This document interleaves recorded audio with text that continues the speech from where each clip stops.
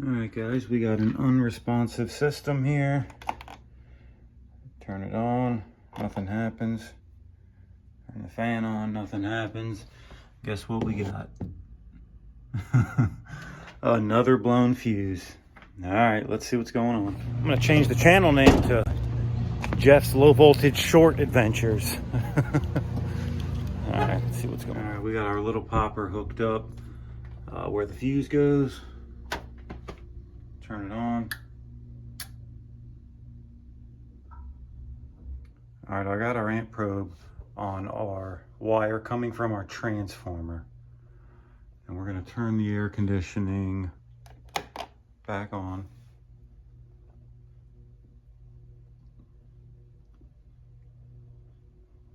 All right, we have a delay in our thermostat right now. Stand by. All right, so check this out. See that? Here's a dead short on Y. Watch our amp probe when we do that.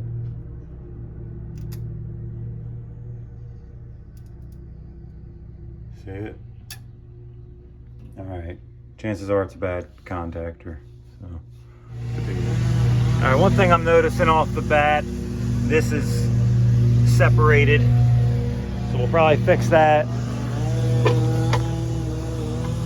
Sorry, there's guys around here cutting grass. We're gonna disconnect that. Let's take this panel. All right, here's our contactor here.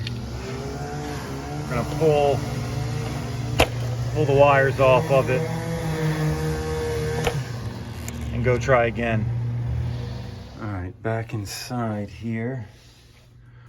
We're gonna try to initiate a call on Y again.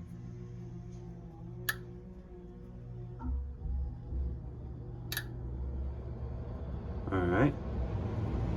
Well, with our contactor disconnected, we are not in a low voltage short anymore. All right, so let's change that contactor. All right, first thing we're gonna do, try to get some of this old cobwebs and grass up out of here.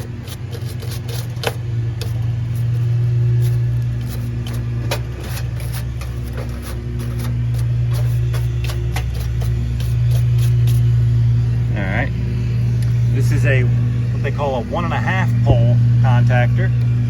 So that's what we're gonna go back with. 40 amp, 1.5 pole, 24 volt coil. All right, let's start getting this thing disconnected and we'll get the new one in. All right, what I like to do is I like to get a couple of the wires disconnected, more specifically the bottom, your line side, and then take out the mounting screws and then kind of flip it out of the way. That way, see, this one doesn't have that many wires on it, but it's very easy to get confused if you just start taking everything off, and then when you go to put it all back, you forget where stuff goes, and then you got to pull out the schematic, and if you're not that good at reading a schematic, then it can get confusing. So we're gonna take our screws out with our line side off, and we're just gonna, now it's free, so now we're gonna take our new contactor and we're gonna mount it in place and then start hooking everything back up. All right, we got our new contactor mounted in place. Now we're just gonna go take one wire off at a time and put it on our new contactor. We got our new contactor wired, all but this wire, because we're gonna listen to it pull in. Yep, she pulled in. All right, now while we got this open, we'll check our capacitor and then we'll start this thing up. All right, the bench test on our 45 by 7.5 capacitor is coming up 43.5, and then from common to fan,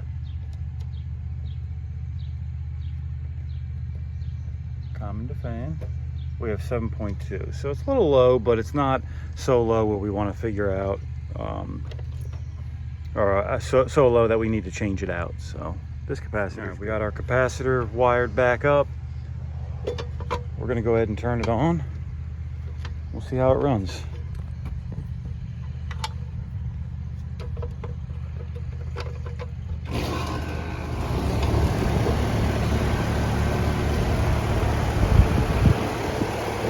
well, she's off and running. Give it a couple minutes, see what it does. Looks like we got some oil building up right here. See all that? I don't know if that's coming from this no vent cap or if we have a leak here. Yikes.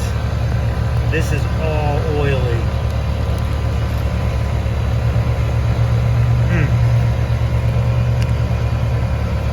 Let's check the refrigerant charge on it. We'll see if anything's leaking. Alright, all that oil is coming from a leaky valve core. You can see we're getting our leak detector close to it. And she's just going crazy. So we'll change out that valve core. Alright guys, I got my little kit here. I got valve core removers in here, brass fittings, got a micron gauge in here, my valve cores, some valve core depressors, fittings. This is kind of just like all my brass fittings catch-all kind of, but we need a valve core remover today. We're gonna hook that up to that suction service port and get that valve core out of there. Actually, you can even hear that. There's a guy cutting grass, but you can hear that. All right, let's get that out of there. Get it. All right, before I do that, I want to show you guys something. I just got these. These are the Apion 1/4 inch valve core remover. And let me show you the construction of the actual valve core remover. See if I can get that on there. Hold on. You see that, how it's all one piece? That's actually all one piece there. That is a nice construction there. This one here is made by CPS. It's a CPS Pro set. And this piece comes off. But these break off all the time. I've been through tons of these. And I said, you know what? I'm not buying anymore. I'm gonna buy one like this that has the full construction. So these, garbage. Apion ones, good. All right, we got the gauges on her. It's not doing too bad. The thing is, it's only about 71 degrees out here. And air temp has this chart you go by. And we're a 3-ton system, which corresponds to that middle skinny line there on the chart. And see, we only really go down to 75 degrees here.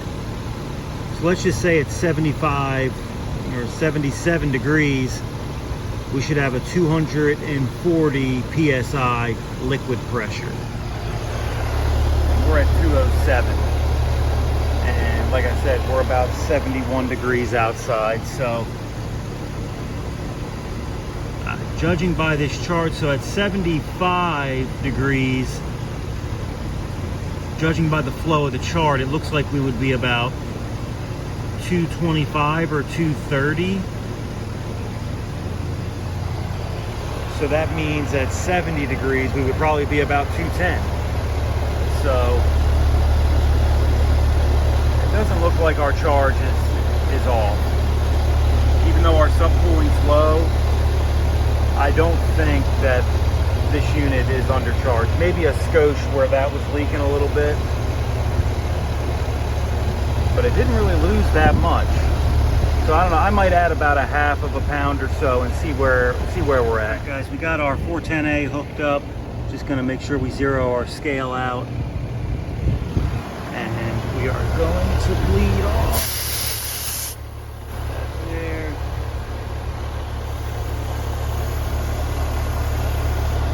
Sure everything's tight. Bleed off here.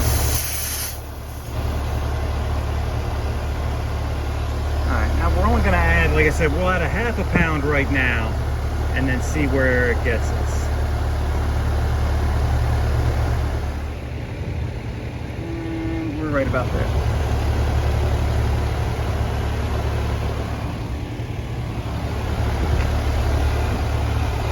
Alright, so we'll close it off here. What is leaking?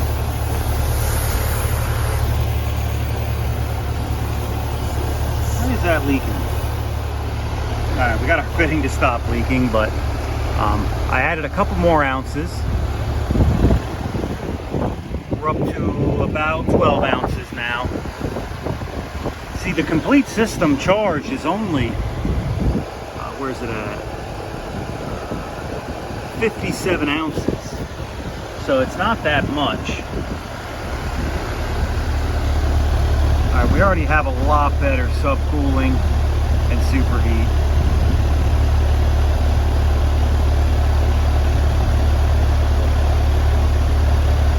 Our suction line temperatures came down to 49. That was up around 53 before.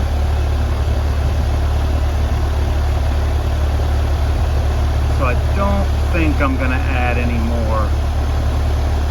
Looks like we're right about 12 ounces. And that's probably what that Leaky Schrader did lose.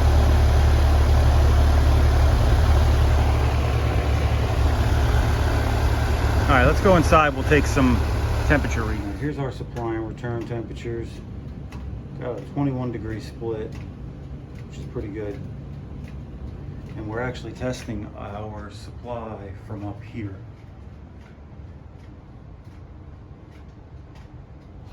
That's our supply, and our return is down here right at the filter. It's actually still dropping too. Things doing pretty good. All right, we still got to take our little popper off here. We're going to put a 3 amp fuse in there. We'll get this thing buttoned up and we'll get it back. You guys, what I did here, this is the kit my Testo 550S came in, and I'm not going to break the hoses down and put it back in this kit every time. So, and the kit that my other spark probes were in, it was a nice kit, but it started to get wore out. So where this is more of a hard construction, I actually took all my smart probes and I put them in here now.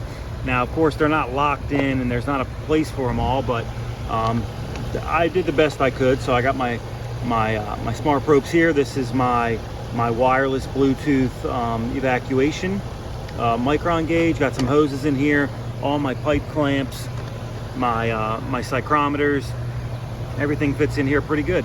So instead of putting the 550S back in here every time, I just made this my smart probe kit now.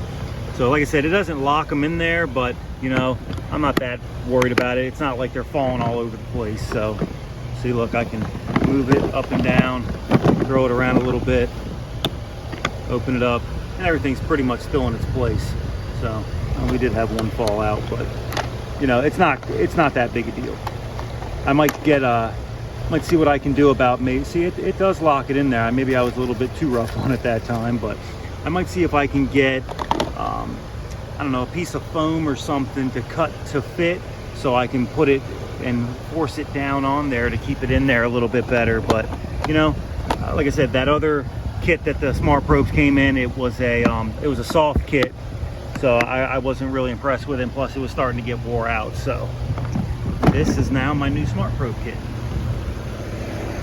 All right, we got the 410A shut off, and we got it bled off now. Yep, we are good to go. We got the other probes taken off. All right, we're gonna shut off our high side here, just like this, and we're gonna bleed that back into our low side. Watch for our sight blast to clear out. All right, we're gonna shut these back now. And we can take our hoses off. Right, she's been running for a good long while now. And I think this one's good. All right, so I'm gonna pull that off there. We'll get our fuse in here and put the cover back. All right, got the cover back on. We're gonna turn our thermostat back on and raise it up to a legitimate temperature of 72. We're good to go. Yeah, we work on a lot of these. Like I said, we have a whole complex full of units just like this one. Air temp furnace, coil on top, straight air conditioner. The apartments are different sizes. This one is actually a bigger one. This one's 3 tons. Some of them are 1.5 tons, some of them are 2 tons. but this is probably one of the biggest ones out here, a 3-tonner. So yeah, not a big deal. Like I said, we installed these. Looks like this one's from 17. For some reason I thought they were older than this, but there was a 2 or 3 year period where we installed all these in this whole complex. But, all right, guys, I'm about to get up out of here. That's got to be like the 5th or 6th low voltage short that I've had in the past week or so. Week, 10 days. I mean, I've had a lot of them. So, but we got that one taken care of, and that one was a little low on charge too because of that leaky valve core. It had all that oil. I'm surprised really it only took 12 ounces, judging by all that oil that was there. I think really the oil just mixed with that Armaflex glue, and it looked a lot worse than what it really was. But we got the valve core replaced, and we put the 12 ounces in it, and I thought it was running pretty good. So, and of course we did the shorted contactor also. And yeah, we got them back up and running. So, all right, guys. Well, I hope you liked today's video. If you did, please give it a thumbs up, and if you haven't done so already, please consider subscribing. It doesn't cost you anything, and you get up to date on everything that I post daily. So, all right, guys, have a good one. I'm off to the next one.